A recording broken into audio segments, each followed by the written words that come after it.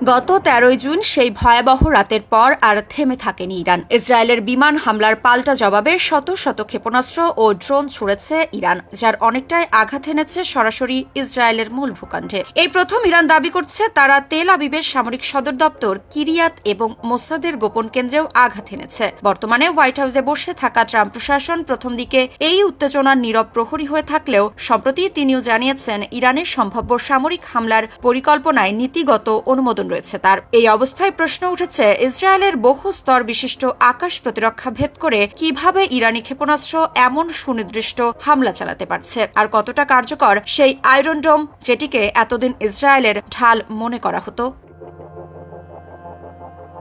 ইসরায়েলের বিমান হামলায় গৈরানে নিহত হন অন্তত ২৪০ জন, এর মধ্যে ৭০ জন নারী ও শিশু। প্রতিক্রিয়ায় ইরান আঘাত হানে প্রায় ৪০০ ক্ষেপণাস্ত্র ও ড্রোন নিয়ে। ইসরায়েলে নিহত হন অন্তত ২৪ জন, আহত শতাধিক। আতঙ্কে দেশজুড়ে আশ্রয় কেন্দ্রে নেমে যান লাখো মানুষ। এই অবস্থায় তেহরান বলছে এই হামলা ছিল সরাসরি সামরিক গোয়েন্দা ও মোসাদ কেন্দ্র লক্ষ্য করে, এমনকি তেল আবিবের কিরিয়াত সামরিক সদর দপ্তরও আঘাতপ্রাপ্ত। প্রশ্ন উঠছে, ইসরায়েলের এত উন্নত প্রতিরক্ষা ব্যবস্থা কিভাবে ব্যর্থ হলো?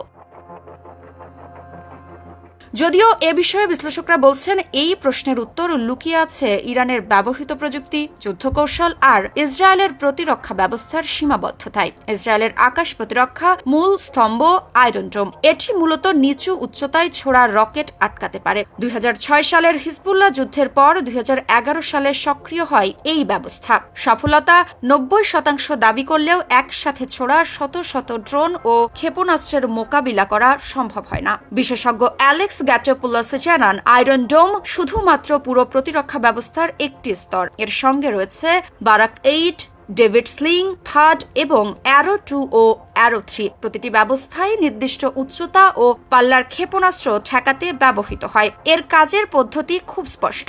রাডার প্রথমে ধেয়ে আসা ক্ষেপণাস্ত্র শনাক্ত করে, কমান্ডো সেন্টার সিদ্ধান্ত নেয় কোনটি থামানো হবে, আর লঞ্চার থেকে প্রতিরোধ ক্ষেপণাস্ত্র ছোড়া হয়। কিন্তু প্রতিটি প্রতিরক্ষা ব্যবস্থার মতো এটিও নির্দিষ্ট সীমা পর্যন্ত কার্যকর। প্রতিটি প্রতিরোধী ক্ষেপণাস্ত্র ব্যয়বহুল, সংখ্যা সীমিত। মোনালিসা হেভি ফ্লো ১৫ পিস প্যাকেটের সাথে ৮ পিসের একটি প্যাকেট একদম ফ্রি। এখানেই ইরান কৌশলে এগিয়ে আছে। তারা স্যাচুয়েশন অ্যাটাক বা অতিরিক্ত হামলার কৌশল নিয়েছে, যার মানে হচ্ছে এত বেশি ক্ষেপণাস্ত্র একসাথে ছোড়া হয় যে প্রতিরক্ষা ব্যবস্থা দিশেহারা হয়ে পড়ে। প্রতিরোধী ক্ষেপণাস্ত্র ফুরিয়ে গেলে আর কোনো ব্যবস্থা থাকে না হামলা থামানোর। এছাড়া ইরান ব্যবহার করছে হাইপারসনিক ও ক্রুজ ক্ষেপণাস্ত্র, যা খুব কম সময় দেয় প্রতিরক্ষা ব্যবস্থাকে সাড়া দেওয়ার। ফাত্তা 2 ক্ষেপণাস্ত্র ব্যবহৃত হচ্ছে হাইপারসনিক গ্লিড ভেহিকেল HGV, যা একে বেঁকে দ্রুতগতিতে চলতে পারে, সরাসরি আঘাত হানতেও সক্ষম। ক্রুজ ক্ষেপণাস্ত্রগুলো ড্রোনের মতো নিচু দিয়ে উড়ে ধীরে চলে এবং রাডারে ধরা পড়ে না। এতে প্রতিরক্ষা ব্যবস্থা বিভ্রান্ত হয়। গবেষক মেরিন মিরন বলছেন, ইরান আরও এক ধাপ এগিয়ে গেছে ডিকয় বা টোপ পাঠিয়ে, অর্থাৎ কিছু ড্রোন বা ক্ষেপণাস্ত্র ইচ্ছাকৃত পাঠানো হয় যাতে প্রতিরক্ষা ব্যবস্থা ভুল করে সেগুলো আটকায়, আর এরপরেই আসে আসল হামলা। এছাড়া ইরানের অনেক ক্ষেপণাস্ত্র রাডার ফাঁকি দেওয়ার প্রযুক্তি আছে, যা প্রতিরক্ষা ভেদ করতে সাহায্য করে। এই পরিস্থিতি এখন পরিণত হচ্ছে ধ্বংস এবং রসদের এক টানা লড়াইয়ে। প্রশ্ন হচ্ছে, ইরানের হাতে আর কত ক্ষেপণাস্ত্র আছে, আর ইসরায়েলের হাতে কত ইন্টারসেপ্টর? ইসরায়েল দাবি করেছে তারা ইরানের আকাশসীমা আংশিক নিয়ন্ত্রণে নিয়েছে, কিন্তু ১০০০ কিলোমিটারের দূরত্ব অতিক্রম করে যুদ্ধ টিকে থাকাই এখন বড় চ্যালেঞ্জ। এই যুদ্ধ এখন আর কেবল রকেট বা ক্ষেপণাস্ত্র নয়, এটি প্রযুক্তি, কৌশল এবং ধৈর্যেরও লড়াই।